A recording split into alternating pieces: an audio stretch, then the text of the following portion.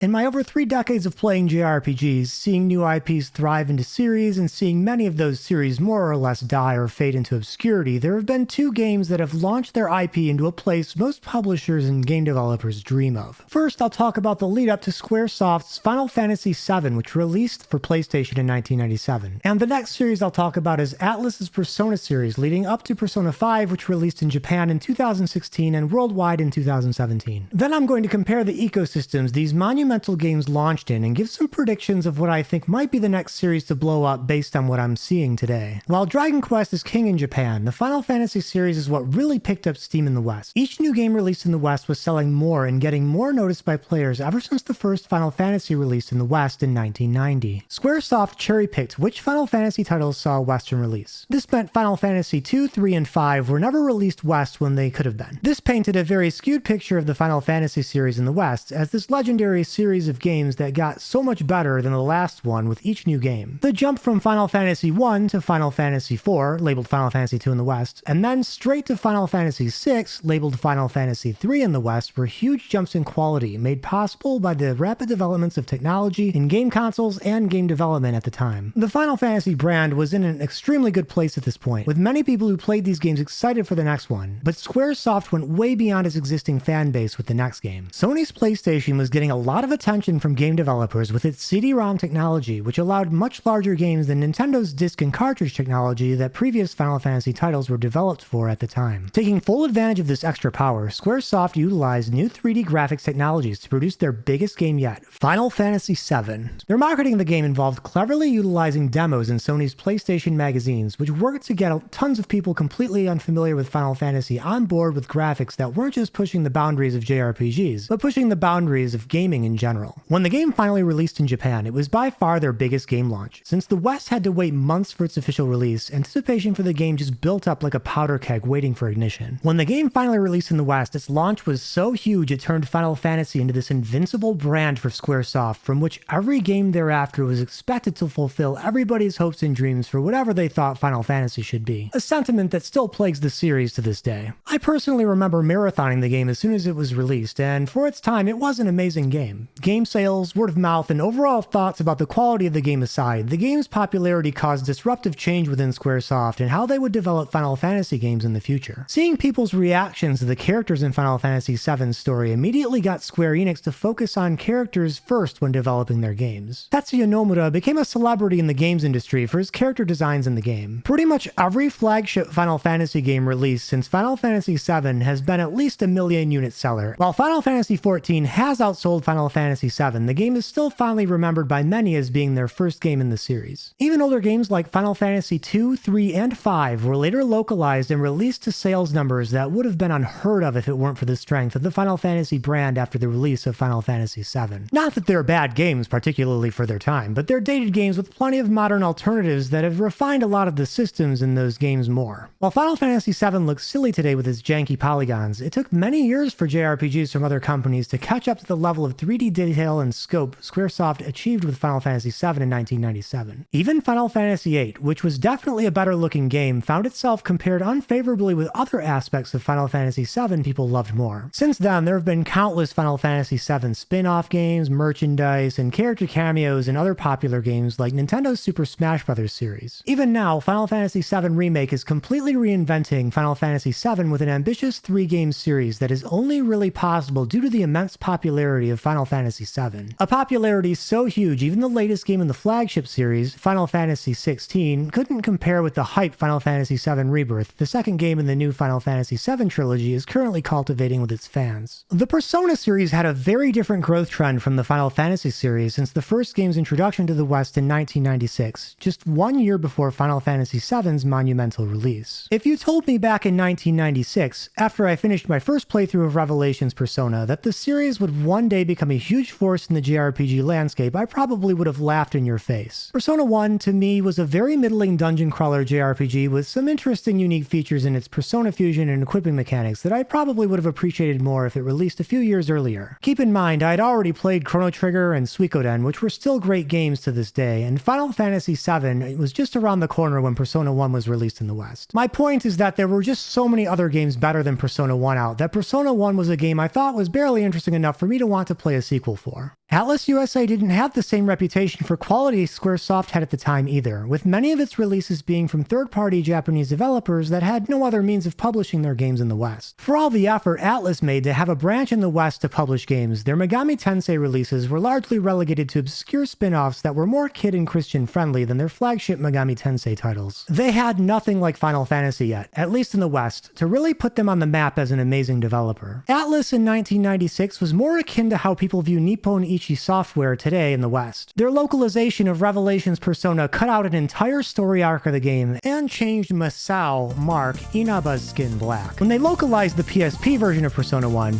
the other story arc was in the game and they kept Masao's face the way it was in the Japanese version. Persona 2 Eternal Punishment was the next game released in the West in November of 2000. It was actually the second game in the Persona 2 duology. The first game, Persona 2 Innocent Sin, never got localized until over a decade later on the PSP in 2011, years after the Persona series was starting to get serious traction in the West with the release of Persona 3 in 2006 and Persona 4 in 2008. Both Persona 2 games were a marked improvement over the first one in just about every way. The series was starting to move away from its dungeon crawling roots, and the variety of main characters was richer too, with a cop and even a journalist making up the party.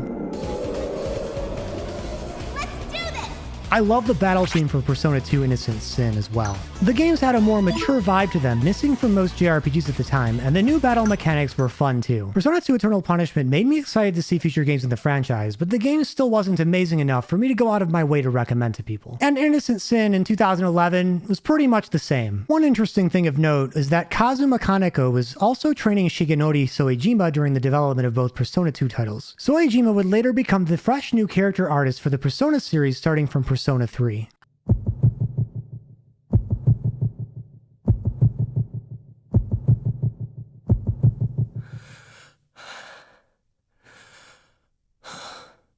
Persona. Enter Persona 3 in 2006. I was already excited to play this game after seeing how different it looked compared to Persona 2, but it was actually my first experience with a flagship Shin Megami Tensei game, Shin Megami Tensei Nocturne, that really leveled up Atlus's reputation in my eyes as a great developer of JRPGs. Despite its fresh aesthetic direction, Persona 3 was still visually behind a lot of other games releasing at the time, which is a trend that continued with Persona 4. However, it revolutionized the Persona series with its social link-driven gameplay, its brighter character designs, and its hip vocal-driven soundtrack. While the game didn't look like a blockbuster, it sure played like one, with its dark, mature story and kids shooting themselves in the head with the iconic chant of Persona being a weird breath of fresh air compared to all the fantasy and sci-fi RPGs that were littering the JRPG landscape at the time. Aside from the procedural dungeon floors, the game had just about completely left its dungeon crawling roots. Its very relatable characters and school environment were received extremely favorably by players, and the game's new director, Katsuda Hashino, was definitely becoming a force to be reckoned with when it came to JRPGs. Persona 3, The Answer, released a little later with new content in the Persona 3 world, and a remix of Persona 3 called Persona 3 Portable released on the PSP featuring an option to play the game as a female protagonist. In December of 2008, Persona 4 continued right where Persona 3 left off in its social link-driven gameplay, but in a completely different setting with different characters. It introduced a well-written mystery into the mix with an incredible twist, something Persona 5 definitely borrowed when that game finally dropped. Persona 4 was a fantastic game, but like Persona 3, it was stuck in that very good game territory among reviewers and players. While the character designs and writing were on point, the dungeons were still fairly bland, and the game's structure was just very patterned. The game was also behind in things players, particularly on the PlayStation, cared about, like graphics, releasing as a very late PS2 game in 2008 when the PlayStation 3 was already released several years prior. This is probably one of the reasons the game didn't hit its full sales potential in the West, even though the game sold and was received very well. Atlus was starting to publish other companies' games in the West less and less as more and more Atlus-published games were coming west to favorable reviews. Vanillaware's games, the Devil Survivor series, Catherine, and the Etrian Odyssey series are just sub-notable examples. At this point, the West has had rating systems now for well over a decade, and a greater tolerance for Megami Tensei games that would have been considered blasphemous in the 90s. While Shin Megami Tensei Nocturne and Shin Megami Tensei 4 were well received by players, it was the Persona series that was really picking up word of mouth and praise from people who enjoyed Persona 4. Persona was already distinguishing itself from the Megami Tensei brand. In the midst of all this, Atlus was caught in the middle of some financial issues with its parent company, Index Corporation, and ended up being purchased by Sega. It wasn't until 8 years after the release of Persona 4, after a lot of silence from the Persona team, some Persona 4 spin-offs, and a golden version Persona 4 with extra content, that Persona 5 finally dropped. And man, did that game drop. I'll never forget the excitement I felt when I saw the game's trailer from E3 2015. It was like I suddenly remembered the game was even being worked on. That ugly duckling Persona series that always looked a generation behind with its uncompromising brand of charm and hit music I'd been following since I was a stinky teenager got the AAA makeover nobody expected for the series. There was no trace of the dated graphics from Persona 3 and 4. Even the ugliest aspects of turn-based RPGs, the menus, were completely replaced with high-quality animations and sexy designs that made transitioning to them from gameplay look as smooth as turning a page in your favorite shonen manga. The trailer was just being spread everywhere, and the word of mouth this game was getting up to its Western release was just completely unheard of for a JRPG. It was clear that the aesthetic style of Persona 5 was polished to a level nobody expected from Atlus, let alone any turn-based JRPG. That was pretty much the moment Persona left its niche status and entered the sacred realm of Final Fantasy VII. Suddenly, everybody wanted to play this game. The rest is history. The game released in Japan months earlier to its international release. I remember watching Japanese streams just extremely excited to play this game. Aside from just being a better looking game overall, the bland, samey dungeons were replaced with fully designed palaces, each with their own unique look. Even the very forgettably designed shadows from past Persona games were replaced by Shin Megami Tensei's iconic demon designs. As for the sales of the game, I think everybody saw it coming, no pun intended. I bought the game day one and blasted through it 100 plus hours to completion in less than a week on a carefully planned work vacation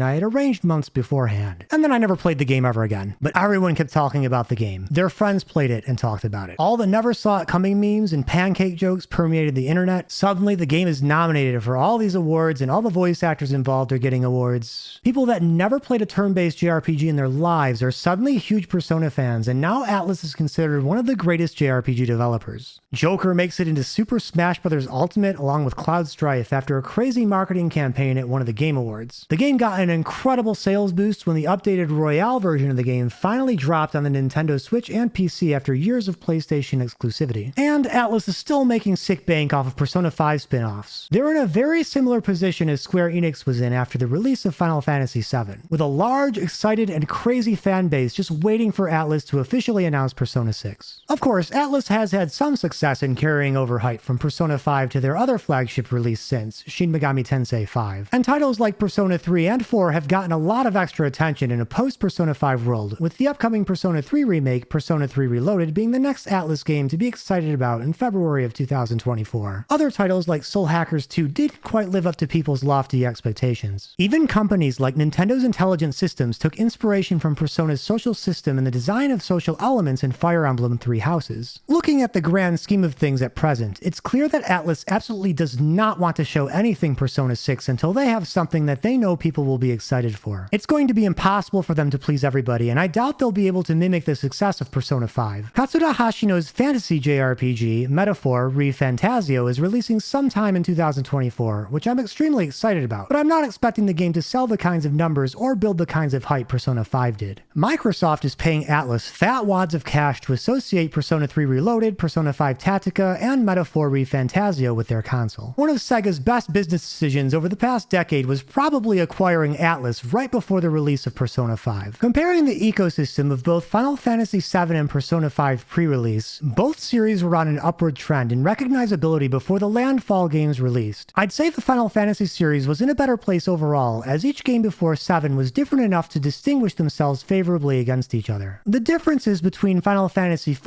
and Final Fantasy VI were much more striking than the differences between Persona 3 and Persona 4. Squaresoft was also on top of the JRPG world even before Final Fantasy VII with Chrono Trigger. In Japan, the situation was even better as their Romancing Saga series was on fire over there too. What Square Enix was doing with Final Fantasy VII was no secret either. There were magazine articles and playable demos released beforehand. Atlus, on the other hand, seemed to hit a peak with Persona 4, as it wasn't the dramatic jump in quality the series saw between Persona 2 and Persona 3. They announced very early they were working on Persona 5, but nearly half a decade passed before they even revealed a trailer for the game, and that trailer was what did most of the work for them when the game finally released. I won't go into a lot of depth about the actual gameplay of Persona 5 and Final Fantasy VII, but despite being very different games, they share a very similar style in the beginning too, that throw the player almost straight into the gameplay with very little immediate exposition or tutorials explaining what's going on. The beginnings of both games are very memorable to anybody who has played them. The explanations, of course, come later. In Persona 5's case, you don't even understand what's going on until significantly later in the game. It just looks really cool. It's a lot easier to remember games with iconic beginnings. The directors in and producers of both games were extremely talented, with several games under their belts already too. If somebody asked me today, based on what I saw from Atlas and Square Enix, what current JRPG series I think would have the potential to be the next one to have a single game in the future that would just blow up the IP into an unreal level, there's only one that comes immediately to mind, and that would be Tetsuya Takahashi's Xeno series of games. The Xenoblade series has definitely been on that upward trajectory, but the fact that the games are tied together, even loosely, means that the series has become something of an exclusive club for people who have played all the previous games. The games already break millions in unit sales, but I seriously don't think the series has reached its potential yet, especially when compared with Nintendo's other first-party titles. In order for the Xeno series to really blow up, it would need to be a completely new game unrelated to Xenoblades 1 through 3 in order to be accessible to the greatest amount of new people. Maybe even a completely new IP under the Xeno label. Nintendo already has a world-class marketing team to make sure anybody who plays video games even knows about it, and Tetsuya Takahashi is a legend among the JRPG community. The only other thing that really hurts the Xeno series is its exclusivity to Nintendo, but if Monolith Soft could take advantage of Nintendo's newest hardware with their next game, it just might be able to reach those lofty heights many of Nintendo's first-party IPs have reached. Of course, any JRPG series that's been on a decent run might get that big boost if publishers invest enough in it and people are excited to see more. Dragon Quest XII, in particular, is making some huge changes that might blow people's minds when it's finally revealed, but it could just as easily alienate its fans. All I can say is that there's plenty to be excited about in the future. Thanks for watching, and I'll see you next time.